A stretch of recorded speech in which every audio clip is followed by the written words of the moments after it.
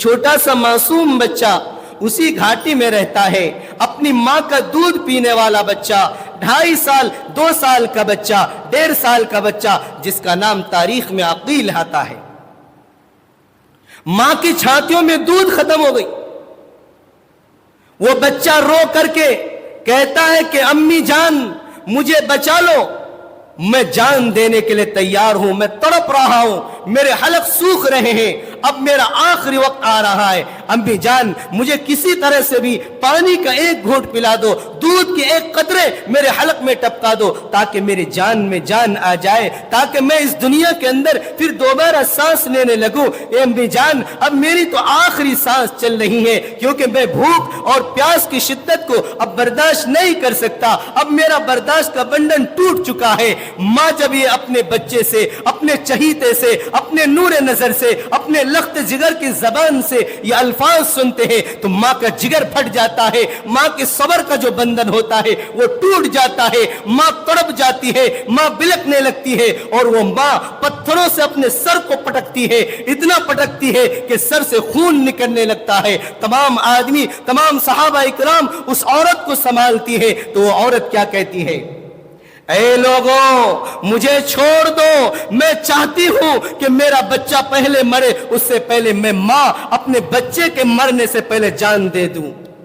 تاکہ میں اپنے بچے کو اپنے آنکھوں کے سامنے بلکتا ہوا، سسکتا ہوا مرتا نہیں دیکھ سکتی، اور نہ میں اپنے نبی کا دامن چھوڑ سکتی ہوں۔ میں بھوک سے اور اپنے بچے کی تڑپ کو دیکھ کر کے پہلے ہی جان دینا چاہتی ہوں۔ اما بعد فاعوذ باللہ من الشیطان الرجیم، بسم اللہ الرحمن الرحیم۔ ان الذين قالوا ربنا الله ثم استقاموا تتنزل عليهم الملائكة ألا تخافوا ولا تحزنوا وأبشروا بالجنة التي كنتم توعدون نحن أولياؤكم في الحياة الدنيا وفي الآخرة ولكم فيها ما تشتهي أنفسكم ولكم فيها ما تدعون نزلا من غفور رحيم۔ صدق الله المولانا العظيم وصدق رسوله النبي الكريم، ونحن على ذلك لمن الشاهدين والشاكرين والحمد لله رب العالمين۔ حضرت محترم سامعین اکرام، میرے بڑے بزرگوں، نوجوان ساتھیوں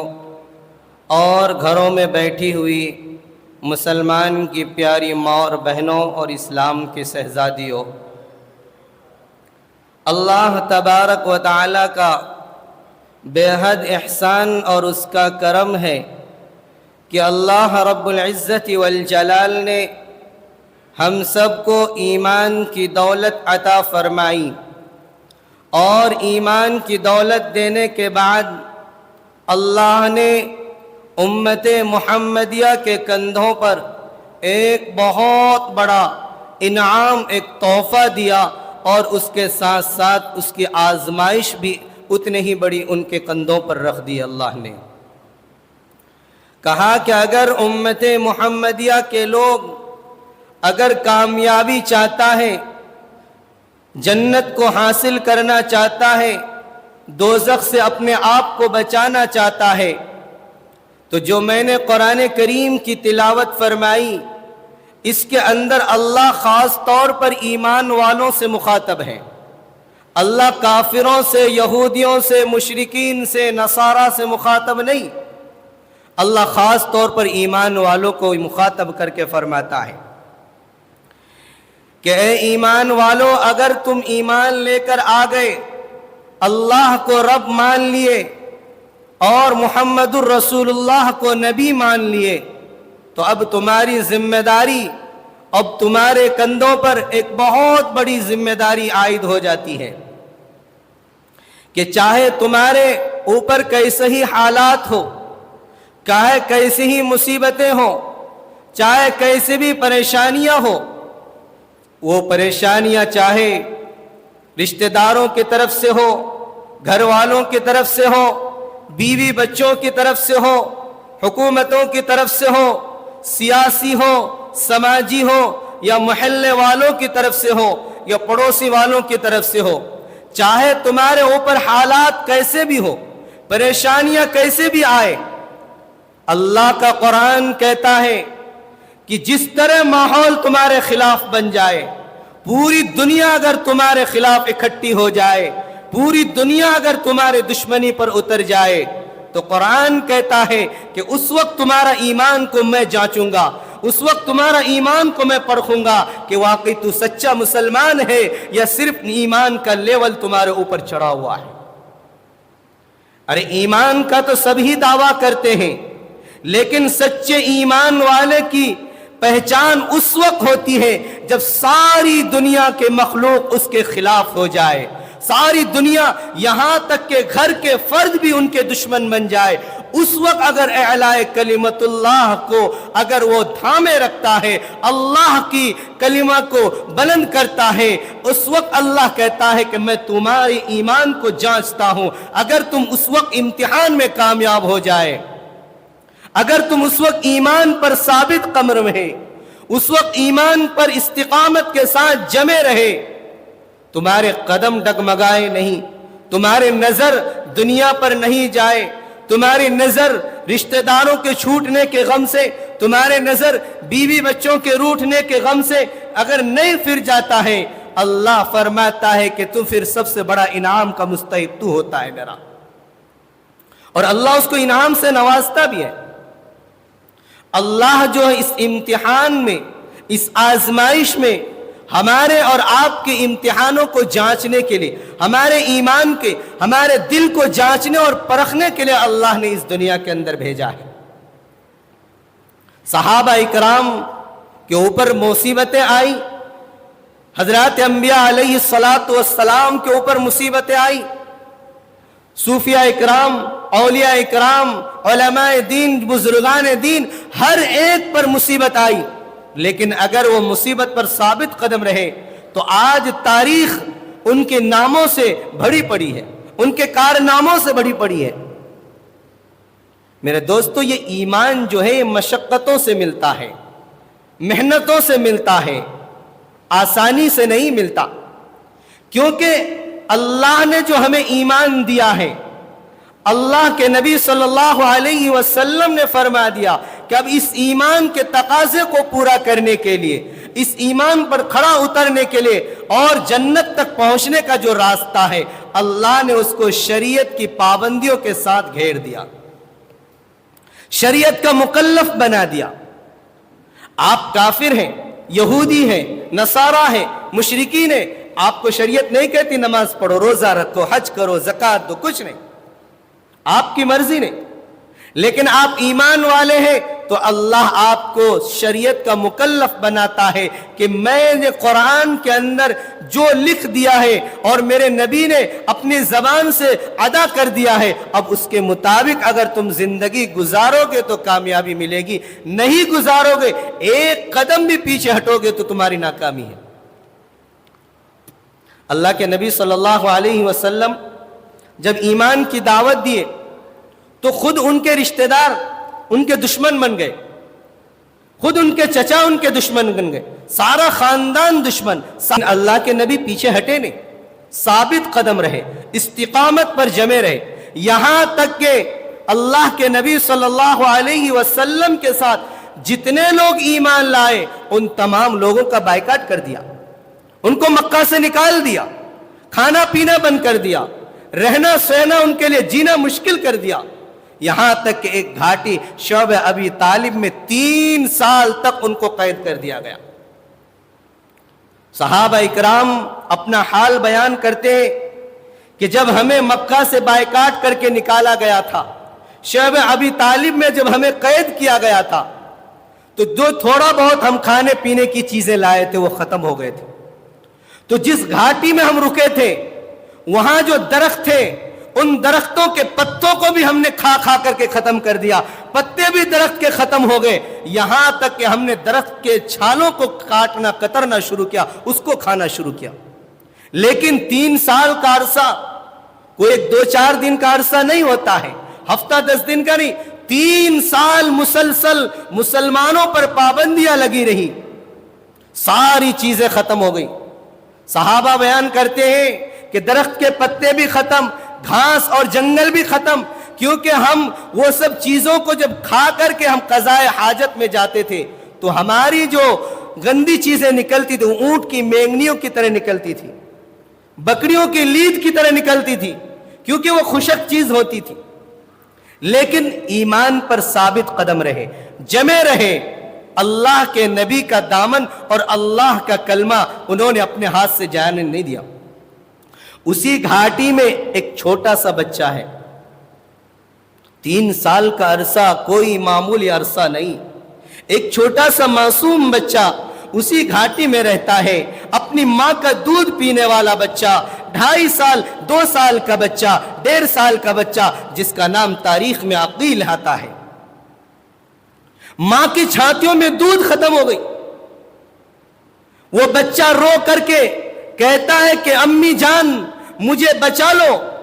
میں جان دینے کے لیے تیار ہوں, میں تڑپ رہا ہوں, میرے حلق سوکھ رہے ہیں, اب میرا آخری وقت آ رہا ہے, امی جان مجھے کسی طرح سے بھی پانی کا ایک گھونٹ پلا دو, دودھ کے ایک قطرے میرے حلق میں ٹپکا دو, تاکہ میری جان میں جان آ جائے, تاکہ میں اس دنیا کے اندر پھر دوبارہ سانس لینے لگوں. اے امی جان اب میری تو آخری سانس چل رہی ہے, کیونکہ میں بھوک اور پیاس کی شدت کو اب برداشت نہیں کر سکتا, اب میرا برداشت کا بندھن ٹوٹ چکا ہے. ماں جب یہ اپنے بچے سے, اپنے چہیتے سے, اپنے نور نظر سے, اپنے لخت جگر کی زبان سے یہ الفاظ سنتے ہیں تو ماں کا جگر پھٹ جاتا ہے, ماں کے صبر کا جو بندھن ہوتا ہے وہ ٹوٹ جاتا ہے, ماں تڑپ جاتی ہے, ماں بلکنے لگتی ہے, اور وہ ماں پتھروں سے اپنے سر کو پٹکتی ہے, اتنا پٹکتی ہے کہ سر سے خون نکلنے لگتا ہے. تمام آدمی, تمام صحابہ اکرام اس عورت کو سنبھالتی ہے تو وہ عورت کیا کہتی ہے, اے لوگوں مجھے چھوڑ دو, میں چاہتی ہوں کہ میرا بچہ پہلے مرے, اس سے پہلے میں ماں اپنے بچے کے مرنے سے پہلے جان دے دوں, تاکہ میں اپنے بچے کو اپنے آنکھوں کے سامنے بلکتا ہوا سسکتا ہوا مرتا نہیں دیکھ سکتی, اور نہ میں اپنے نبی کا دامن چھوڑ سکتی ہوں. میں بھوک سے اور اپنے بچے کی تڑپ کو دیکھ کر کے پہلے ہی جان دینا چاہتی ہوں. میرے دوستوں, میرے بزرگوں اور میری پیاری ماں اور بہنوں اور اسلام کے شہزادیوں, آج اگر تم لوگ یہ کہتے ہو کہ ہمارے گھر میں اسلام کی رکاوٹیں ہیں, ہمارے گھر میں نماز کی پڑھنے کی پابندیاں ہیں, تو دیکھو صحابہ اکرام کے ان شہزادیوں کو, نبی کی ان چاہنے والیوں کو, بچہ جان دینے کے لیے تیار ہے, بھوک سے پریشان ہے, لیکن ماں کہتی ہے کہ نہیں, میں اپنے بچے سے پہلے جان دینا چاہتی ہوں. یہ صحابہ اکرام پر پریشانی آئی, یہ حوادثات آتے رہے, اور اللہ کا قرآن کہتا ہے کہ اے لوگوں کبھی میں تمہارے اندر جو ایمان ہے, تمہارے دلوں کے اندر ایمان کی جو چنگاریاں جل رہی ہیں, کبھی میں مال و دولت دے کر آزماؤں گا, کبھی ان کو سلب کر کے آزماؤں گا, کبھی فقر و فاقہ دے کر آزماؤں گا, کبھی تمہارے گھروں میں تمہیں آزماؤں گا کہ دیکھوں گا کہ تم میرا بندہ میرا سچا عاشق ہے یا اپنے گھر والوں کا عاشق ہے یا اپنے رشتہ داروں کا یا اپنے دوستوں کا. اللہ ہماری محبت کو کبھی پرکھتے ہیں, ایمان مال و دولت دے کر, کبھی فقر و فاقہ دے کر, کبھی کاروبار میں تنگدستی دے کر, کبھی کاروبار میں آسمان کی بلندیوں کو چھو کر کے. یہ دونوں طریقے ملتے ہیں ہمیں حضرات صحابہ اکرام اور بزرگان واقعین کے واقعات میں. لیکن میرے دوستو یہ واقعات سننا کافی نہیں ہے. یہ واقعات سنے, ایک کان سے سنے اور دوسرے کان سے نکال دے تو کیا بھی فائدہ نہیں ہے. ہم اس نیت سے سنے کہ انہوں نے جو تاریخ رقم کر کے گئی, اب ہم ان کے واقعات سن کر کے اپنے دلوں کے اندر بھی اس کو عمل کرنے کا ایک جذبہ پیدا کریں گے اور اس کے نقش قدم پر چلنے کی کوشش کریں گے. اگر یہ جذبہ ہوگا, یہ تڑپ ہوگی ہمارے دلوں کے اندر, تو انشاءاللہ ہمارا دین اور دنیا دونوں جہان میں ہمارے لیے کامیابی ہے۔ اللہ قرآن میں فرماتا ہے کہ میں اپنے بندوں کو کبھی بھوک سے، کبھی پیاس سے، کبھی تکلیف سے، کبھی مرض دے کر، کبھی خوشحالی دے کر، کبھی پریشانیاں دے کر، کبھی ان کے اعزہ و اقارب کو چھین کر کے، کبھی ان کو مروا کر کے، کبھی ان کو بیماریاں دے کر، ہر طرح سے میں اپنے بندوں کو آزماتا ہوں، پرکھتا ہوں۔ اور یہ میں نے کہتا ہوں، قرآن کہتا ہے۔ قرآن کیا کہتا ہے؟ آپ سورہ بقرہ پڑھیے، اس میں اندر اللہ نے لکھا ہے يا أيها الذين آمنوا استعينوا بالصبر والصلاة إن الله مع الصابرين۔ اللہ پہلے کیا فرماتا ہے کہ اے لوگوں، اے ایمان والو، نماز سے اور صبر کے ذریعے سے میری مدد طلب کرو، میری اطاعت طلب کرو، میری فرما برداری کو آ جاؤ۔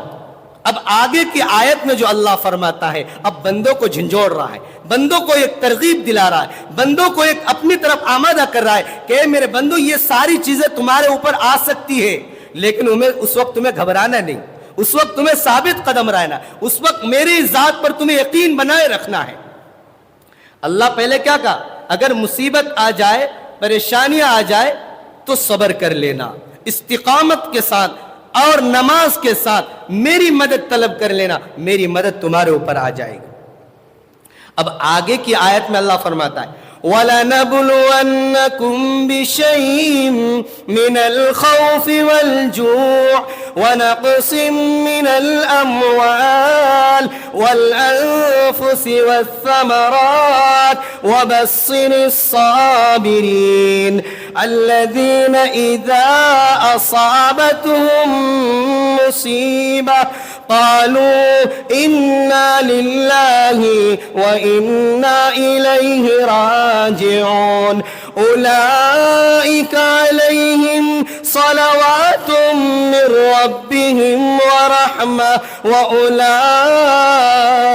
هم المهتدون۔ اللہ اپنے کلام پاک میں ارشاد فرماتا ہے، او میرے بندوں، او میرے نبی کے چاہنے والوں، او مجھ پر ایمان لینے والوں، میں تمہیں کبھی آزماؤں گا بھوک کی شدت دے کر، میں کبھی تمہیں آزماؤں گا پیاس کی تکلیف دے کر، میں کبھی تمہیں آزماؤں گا بیماریاں دے کر، میں تمہیں کبھی آزماؤں گا تمہارے رشتہ داروں کو جہاد میں قتل کروا کر، میں کبھی تمہیں آزماؤں گا مال و دولت کی کمی دے کر، میں کبھی تمہیں آزماؤں گا تمہارے تجارت کو سلب کر کے، میں کبھی تمہیں آزماؤں گا تمہارے گھروں سے تمہیں نکال کر۔ اور لوگوں، وَلَنَبْلُوَنَّكُمْ بِشَيْءٍ مِّنَ الْخَوْفِ وَالْجُوعِ وَنَقْصٍ مِّنَ الْأَمْوَالِ، جب یہ ساری چیزیں تمہیں ستانے لگی، تمہیں پریشان کرنے لگی، الَّذِينَ إِذَا أَصَابَتْهُم مُّصِيبَةٌ، جب یہ ساری مصیبتیں، ساری تکلیفیں تمہارے اوپر آ جائیں، فرماتا ہے یہ ساری چیزیں، ساری مصیبتیں اگر تمہارے دامن میں آ جائے، تمہارے اوپر آ جائے، تمہارے گھر والوں پر آ جائے، اللہ آگے فرماتا ہے اگر میرا بندہ ان تمام مصیبتوں میں، اگر کسی کو مصیبت آئی کہ ان کا ابھی معصوم بچہ، دودھ پیتا بچہ، میں نے ان کو چھین لیا، ان کو موت کے منہ میں دیا، اگر انہوں نے اس پر صبر کر لیا، ان کا کاروبار بہت اچھا تھا، میں نے کاروبار کو ٹھپ کر دیا، یا پھر میں نے ان کے کاروبار ٹھپ چل رہا تھا، آسمان کی بلندیوں پر ان کو ترقی دے دی، ان تمام چیزوں میں اگر وہ صبر اور شکر سے کام لیتا ہے، اور اگر میں نے ان کو مصیبت دی، ان کی کسی عزیز چیز کو میں نے چھین لیا، میں نے اپنے پاس بلا لیا، اگر اس پر یہ بندہ یہ کہہ دیتا ہے قالوا انا للہ وانا الیہ راجعون، اگر بندہ صرف اتنا کہتا ہے کہ اللہ یہ ساری چیزیں تو تیری ہی دی ہوئی چیز تھی، یا اللہ اگر تو نے اس کو اپنے پاس بلا لیا، اگر تو نے مجھ سے چھین لیا، یا اللہ تو ہم کو بھی پیدا کرنے والا، پھر دوبارہ ہم تیرے ہی پاس جانے والے، یا اللہ تو جو کرتا ہے ان تمام چیزوں میں میں راضی ہوں اور خوش ہوں۔ اللہ فرماتا ہے اولئک علیہم صلوات من ربہم ورحمہ واولئک هم المہتدون، جب میرے بندے نے ان تمام چیزوں پر صبر کر لیا، استقامت کے ساتھ دامن کو تھامے رکھا، اللہ فرماتا ہے یہی میرا بندہ کامیاب ہے، ہدایت پانے والا ہے، ترقی پانے والا ہے، اس بندے کو میں اپنے بالا خانوں میں جنت کے اندر جگہ دینے والا ہوں۔ میرے دوستو، اللہ تبارک و تعالی نے فرمایا، ایک واقعہ سناتا ہوں سب سے پہلے میں آپ کو. ایک بہت بڑے بزرگ گزرے ہیں جس کا نام سری سقطی رحمت اللہ علیہ. نام کیا ہے؟ سری سقطی رحمت اللہ علیہ. بہت بڑے بزرگ گزرے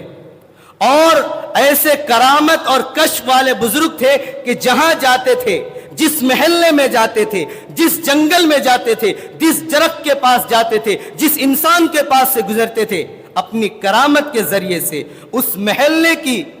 آب و ہوا کو پہچان لیتے تھے. اس آدمی کو دیکھ کر کے ان کی فہم و فراست سے اس آدمی کو پہچان لیتے تھے کہ یہ آدمی کیسا ہے، اس کے اندر کیا کیا خوبیاں ہیں، کیا کیا خامیاں ہیں. جس درخت کے پاس چلتے تھے، جس جنگل کے پاس چلتے تھے، اللہ نے ان کو وہ کرامت عطا فرمائی تھی کہ اپنے کرامت کے ذریعے سے درخت کو بھی پہچان لیتے تھے، جنگلوں کو بھی، بیابان کو بھی پہچان لیتے تھے. ایسے بہت سارے بزرگ گزرے ہیں، بڑے واقع بزرگ گزرے. ایک مرتبہ جنگل کا سفر کر رہے تھے. سفر کرتے کرتے جب تھک گئے تو ایک درخت کے پاس ٹیک لگا کر تھوڑی دیر آرام کرنے لگے قیلولہ کے لیے. اب سخت گرمی ہو، دھوپ ہو، اور آدمی پہلے یہ موٹر سائیکل، بس، یہ کار، یہ جیپ، یہ ٹرین کا سفر تھا نہیں. گھوڑے پر یا اونٹ پر یا پھر پیدل سفر کرتے تھے لوگ، اور جنگلوں کا سفر ہوتا تھا. تو جب تھوڑی دیر آرام کرنے کے لیے حضرت سری سقطی رحمت اللہ علیہ اس درخت کے پاس سائے میں آرام کرنے لگے، اور آرام کرنے کے بعد جب ان کی آنکھ کھلی تو اچانک یہ آواز آئی، اے سری سقطی، تو میری طرح ہو جا، تو جس طرح میرے اندر صفت ہے وہ صفت تو اپنے اندر اپنا لے. تو حضرت سری سقطی رحمت اللہ علیہ فرماتے ہیں یہ جنگل ہے، بیابان ہے، یا کوئی آدمی نہیں، کوئی یہ آواز کہاں سے آ رہی؟ بہت دیر کے بعد دیکھا کہ جس درخت کے سائے میں سو رہا ہوں، آرام کر رہا ہوں، اسی درخت سے آواز آ رہی. تو حضرت سری سقطی رحمت اللہ علیہ بڑے حیران ہوئے کہ درخت سے ایسی آواز. کہا کہ کیف اکون مثلک، میں تمہاری طرح کیسے ہو سکتا ہوں؟ بھئی تو درخت ہے، تو پیڑ ہے، تیری خاصیت لکڑی کی ہے، میں ایک انسان ہوں، گوشت کا پوشت کا بنا ہوا، ایک ہڈی کا جھانتا. تو درخت اور میں ایک انسان، تیرا اور میرا کیا میل ہے؟ میں تیری طرح کیسے ہو سکتا ہوں؟ حضرت سری سقطی رحمت اللہ علیہ فرماتے جب میں نے درخت سے یہ سوال کیا تو درخت نے کہا کہ میں اس لیے کہتا ہوں کہ تو میری طرح ہو جائے. لوگ جب مجھ پر پتھر مارتے ہیں،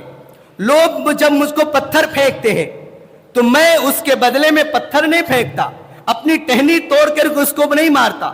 بلکہ اس کو پھل دیتا ہوں کھانے کے لیے. میں اس کو اپنے فروٹ جو میرے اوپر لگتے ہیں، جو پھل لگتے ہیں، اس کو کھانے کے لیے دوں. جو مجھے پتھر مارتا ہے میں اس کو لکڑی پھینک کر یا پتھر پھینک کر نہیں مارتا ہوں، بلکہ میرے اندر وہ صفت ہے، میرے اندر وہ خاصیت اللہ نے رکھی ہے کہ جو مجھے مارے میں اس کو پھل کھلاتا ہوں. اس کو اور زیادہ حیرانی ہو گئی. لیکن اللہ بزرگوں کو جو کرامت دیتے ہیں، اللہ بزرگوں کو جو عقل سلیم دیتے ہیں، اپنی فہم و فراست سے وہ ساری چیزوں کو سمجھ جاتے ہیں. حضرت سری سقطی رحمت اللہ علیہ جب یہ آواز سنے تو بڑے پریشان ہوئے کہ بھائی اس کو کوئی پتھر مارتا ہے تو یہ پھل دیتا، ہمیں کوئی مارے تو ہم بھی مار دیتے، گالی دے تو گالی دیتے، لیکن ان کا تو بہت اچھا کارنامہ ہے.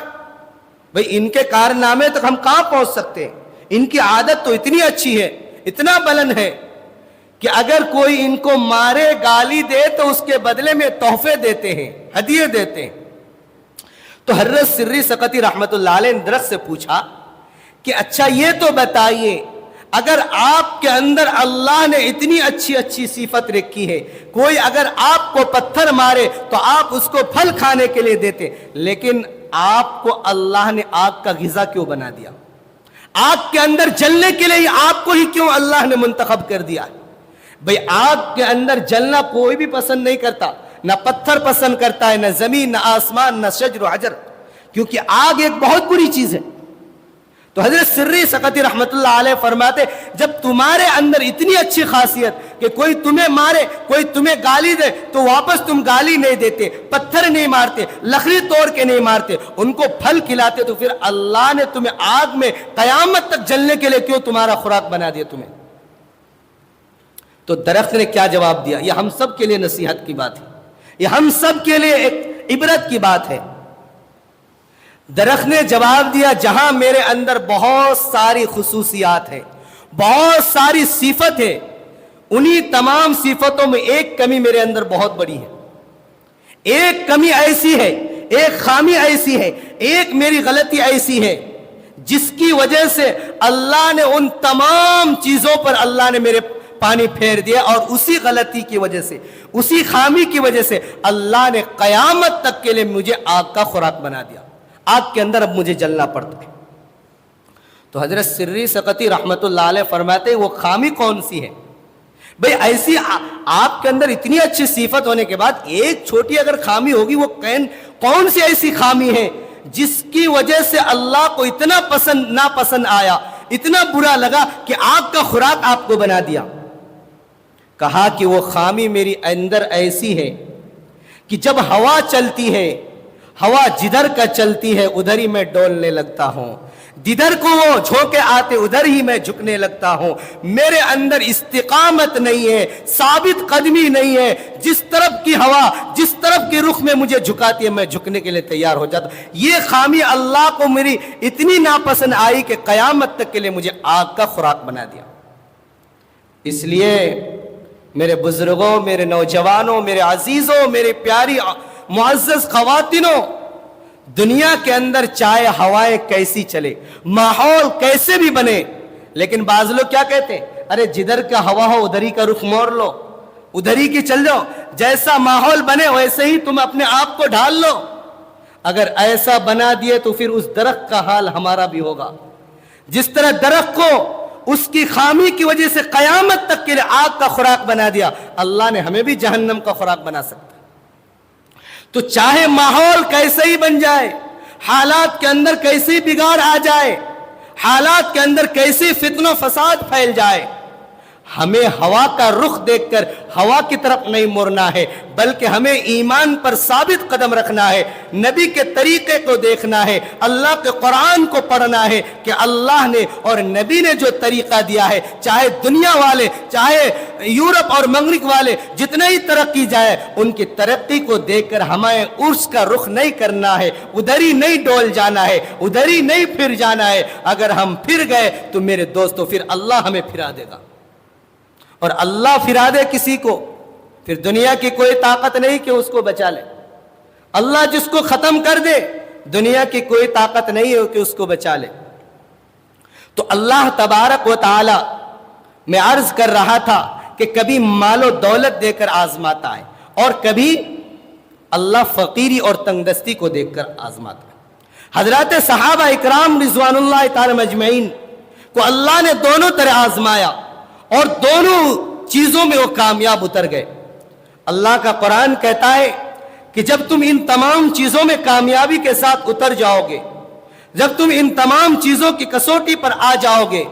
تو اللہ فرماتا ہے کہ میں تمہارے دلوں کا خوف، تمہارے دلوں کا ڈر، تمہارے دلوں کی دہشت کو ختم کر کے جو تمہارے اوپر مالی تنگ دستی آئے گی، میں اس کو بھی ختم کرنے کے لیے قدرت رکھتا ہوں۔ حضرت عبداللہ بن مبارک رحمت اللہ علیہ ایک بہت بڑے بزرگ گزرے ہیں، بہت بڑے بزرگ گزرے ہیں، اور اللہ نے ان کو بہت زیادہ مال و دولت دیا تھا، ان کا بہت اچھا کاروبار تھا، سیب کا باغ تھا، لیکن طبیعت کے اندر عیاشی تھی، طبیعت کے اندر ایک خوشحال مزاج تھا، شراب نوشی کے عادت تھے، جوا بازی کے عادت تھے۔ ایک دن مختصراً عرض یہ ہے کہ ایک دن حضرت عبداللہ بن مبارک رحمت اللہ علیہ نے یہ سوچا کہ آج ہم تمام دوستوں کی ایک پارٹی کریں گے، اور اپنے باغ میں کریں گے، اس میں ناچ گانا ہوگا، ڈھول تاشے ہوں گے، شراب نوشی ہوگی، عیاشیاں ہوگی، اور رنگ رلیاں منائیں گے۔ آج تو ہم خوب رات خوب مزے لیں گے۔ چنانچہ باغ میں پارٹیاں منا رہے ہیں، عیاشیاں کر رہے ہیں، شراب پی رہے ہیں، نشے میں دھت ہو کر سارے کے سارے مدہوش پڑے ہوئے۔ اور حضرت عبداللہ بن مبارک رحمت اللہ علیہ فرماتے ہیں کہ میں اتنا مست ہو گیا کہ جو ڈھول بجانے والے تھے ان سے چھین کر کے میں خود بجانے لگ گیا، اور بجاتے بجاتے اسی حال میں میری آنکھ لگ گئی اور میں سو گیا۔ جب سو گیا تو آدھی رات کو دیکھا کہ کہ میرے گود میں ڈھول پڑا ہوا ہے اور میں ایسی لڑک کر سویا پڑا ہوں. پھر آدھی رات کے بعد آنکھ کو موچ کر کے اٹھتے ہیں, اس کے بعد ڈھول کو سوارتے بجانا شروع کرتے ہیں, لیکن اس ڈھول سے آواز نہیں آتی. بہت سدھارتے لیکن آواز نہیں آتی. تھوڑی دیر کے بعد جب اس ڈھول کو صحیح سالم کر کے اس کو درست کر کے جب بجانا شروع کیا تو اب اس ڈھول سے ڈھک ڈھک کی آواز نہیں آ رہی.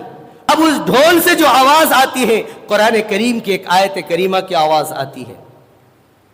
اور آیت کریمہ کون سا ہے؟ جس کو سن کر کے حضرت عبداللہ بن مبارک رحمت اللہ علیہ کی زندگی بدل جاتی ہے. تمام عیاشیوں کو چھوڑ دیتے, اپنے باغ کو چھوڑ دیتے, سب کچھ چھوڑ کر کے ایک فقیہ, ایک محدث بن کر کے زمانے میں گزرتے کہ آج دنیا آج بھی ان کا نام یاد کرتی ہے اور عزت و احترام سے ان کا نام لیتی ہے. وہ قرآن کریم کی آیت کریمہ اس ڈھول سے آئی تھی. أَلَمْ يَأْنِ لِلَّذِينَ آمَنُوا أَن تَخْشَعَ قُلُوبُهُمْ لِذِكْرِ اللَّهِ. اے لوگو, اے ایمان والو, کیا ابھی بھی تمہارے پاس وقت نہیں آیا کہ تم تمام عیاشیوں کو چھوڑ دو, تمام ناچ گانوں کو چھوڑ دو, تمام شراب نوشی کو چھوڑ دو؟ کب تم اپنے عیاشیوں کو چھوڑ کر اللہ کے دربار میں آ جاؤ گے, اللہ کی چوکھٹ میں آ جاؤ گے, اللہ کے سامنے آ کر اپنے سجدے کو, اپنے ماتھے کو ٹیک کر اپنے رب کو منا لو گے؟ اے لوگو, سدھر جاؤ, اپنی عیاشیوں کو چھوڑ دو, اپنی رنگ رلیوں کو چھوڑ دو. حضرت عبداللہ بن مبارک رحمت اللہ علیہ کہتا ہے کہ اس آیت کا سننا تھا کہ میرا دل مچل گیا, میرے دل اندر سے ٹوٹ گیا اور میں نے سارے دوستوں کو چھوڑا, اپنے باپ کو چھوڑا, بیوی بچوں کو چھوڑ کر کے جنگلوں کی طرف نکل گیا. اور تمام چیزوں سے جب توبہ کر دیا تو اللہ نے ایک زمانے کا بزرگ اور محدث بنا کر کے ان کو دنیا کے اندر بھیج دیا. تو اس لیے میرے دوستو, آپ کو اگر کبھی پریشانیاں آئے, تنگ دستی کی حالت میں, تو اللہ کی اس آیت کو پڑھ لو, آپ کی ٹینشن, آپ کی تکلیفیں دور ہو جائے گی. قرآن کریم کے اندر اللہ فرماتا ہے ان الذین قالوا ربنا اللہ. اللہ قرآن میں کیا کہتا ہے کہ اے لوگوں, اے ایمان والو, جب تم مجھے رب مان لیے, جب تم مجھے خدا مان لیے, آگے اللہ فرمائے ثم استقاموا تتنزل علیہم الملائکہ الا تخافوا ولا تحزنوا. اللہ اپنے قرآن کریم میں ارشاد فرماتا ہے اے لوگو, جب تم نے مجھے اللہ مان لیا, جب تم نے مجھ کو رب مان لیا, ثم استقاموا, اب ایمان پر ثابت قدم جم جاؤ, ایمان کو مضبوطی سے تھام لو, نبی کے دامن کو تھام لو, اللہ کے احکامات کو اوپر چلنے والا بن جاؤ. چاہے زمانے میں کیسے ہی پریشانیاں آئے, چاہے بیوی بچوں کی طرف سے آئے, رشتہ داروں کی طرف سے آئے, حکومت کی طرف سے آئے, غیروں کی طرف سے آئے, مشرکین کی طرف سے آئے, یہودیوں کی طرف سے آئے, اس وقت تمہارا ایمان جانچنے کا وقت آتا ہے. ثم استقاموا, اپنے ایمان پر ثابت قدم جم جاؤ. تتنزل علیہم الملائکۃ الا تخافوا, جب تم ان تمام چیزوں کو اپنے اوپر لیول چڑھا لو گے تو پھر میں تمہارے دلوں سے خوف اور ڈر کو ختم کر دوں گا. میں فرشتوں کے ذریعے سے تمہارے دلوں کے رنج کو ختم کر کے تمہیں میں ایک تکلیف دہ سے نکال کر ایک آسانی اور راحت کی سکون عطا کروں گا. وَأَبْشِرُوا بِالْجَنَّةِ الَّتِي كُنْتُمْ تُوعَدُونَ. اللہ فرماتا ہے لوگوں, ان تمام چیزوں میں اگر تم ثابت قدم جم جائے تو اب میری طرف سے خوشخبری لے لو کہ میں تمہیں ایسی جنت کی خوشخبری دیتا ہوں, ایسی جنت کی جو کبھی ختم ہونے والی نہیں, کبھی مٹنے والی نہیں, اور وہ جنت ایسی ہوگی جہاں ہمیشہ ہی ہمیشہ آرام ہی آرام, ہمیشہ ہمیشہ آپ کو تکلیف کی کوئی چیز دیکھنے کو وہاں نہیں ملے گی. دنیا کے اندر انسانوں کی جتنی بھی خواہشات ہوتی ہے, دنیا میں کبھی خواہش پوری نہیں ہوتی, لیکن یہ تمام خواہشات اللہ جنت میں پوری کریں گے. انسان کی سب سے بڑی خواہش ہوتی ہے, چاہے وہ مرد ہو, بچے ہو, بوڑھا ہو, جوان ہو, کوئی بھی ہو, ان کی 3 خواہش ہوتی ہے. 3 خواہش ہر انسان کی ہوتی ہے کہ اللہ میں کبھی مروں نہیں, اس دنیا سے مجھے کبھی موت نہ آئے, یہ ہر ایک کی خواہش ہو. چاہے وہ بوڑھا اگر 100 سال 90 سال کا بھی ہو جائے، ان کی خواہش یہی ہوتی ہے کہ میں کبھی اس دنیا سے مروں نہیں، مجھے دنیا کے اندر روٹی کھانے کا موقع ملے۔ دوسری خواہش ہوتی ہے کہ اللہ میری جوانی کبھی ختم نہ ہو، میں کبھی بوڑھا نہ بنوں، کیونکہ بوڑھاپا کسی کو پسند نہیں، بوڑھا کوئی نہیں بننا چاہتا ہے۔ جب بوڑھا بن جائے تو پھر جوانی کبھی واپس لوٹ کر نہیں آتی۔ اور تیسری خواہش ہوتی ہے کہ اللہ مجھے ہمیشہ مال و دولت ملے، میری مال و دولت کبھی ختم نہ ہو، اور جو چیز میں چاہوں وہ مجھے دنیا میں مل جائے۔ لیکن یہ تینوں چیزیں دنیا کے اندر انسانوں کی کبھی پوری نہیں ہو سکتی، اور یہ تینوں چیزیں اللہ کہاں پوری کریں گے؟ وَأَبْشِرُوا بِالْجَنَّةِ الَّتِي كُنْتُمْ تُوعَدُونَ، جس جنت کی اللہ تم سے وعدہ کر رہا ہے، اس جنت میں اللہ آپ کی یہ تینوں خواہشیں پوری کریں گے۔ جنت میں آپ پہنچ جائیں گے، آپ کو کبھی موت نہیں آئے گی، جنت میں آپ پہنچ جائیں گے، کبھی آپ بوڑھاپا نہیں ہوں گے، کیونکہ جنت میں ہر آدمی 32 سال یعنی 30 پہ 2 سال کی عمر ہر انسان ہوں گے، چاہے وہ مرد ہو بچے ہو بوڑھے، سب نوجوان ہوں گے ہٹا کٹا، کوئی بوڑھا نہیں ہوگا وہاں، سارے نوجوان اور ہمیشہ جوان رہیں گے۔ اور دوسری چیز وَلَكُمْ فِيهَا مَا تَشْتَهِي أَنفُسَكُمْ وَلَكُمْ فِيهَا مَا تُدَّعُونَ، جو انسان چاہتا کہ میں جو چاہوں جس طرح چاہوں میں دنیا کے اندر کھاؤں پیوں، لیکن دنیا میں یہ خواہش پوری نہیں ہوتی، اللہ جنت کے اندر یہ خواہش بھی پوری کریں گے۔ تو بتائیے تینوں خواہش کو آپ پوری کرانا چاہتے ہیں؟ جنت کے اندر سب چاہتے ہیں کہ نہیں؟ اگر چاہتے ہیں تو نبی کے دامن کو اللہ نے جو احکام دیا ہے اس کو مضبوطی سے تھام لیجئے، انشاءاللہ آپ کی یہ تینوں خواہش پوری ہو جائے گی۔ آپ نماز کی پابندی کر لیجئے، سنت نبی صلی اللہ علیہ وسلم کے طریقے کو اپنی زندگی کے اندر اپنا لیجئے، انشاءاللہ دنیا کے اندر بھی آپ کو کامیابی ملے گی اور آخرت میں۔ میرے دوستو، انہی باتوں پر میں اپنے بات کو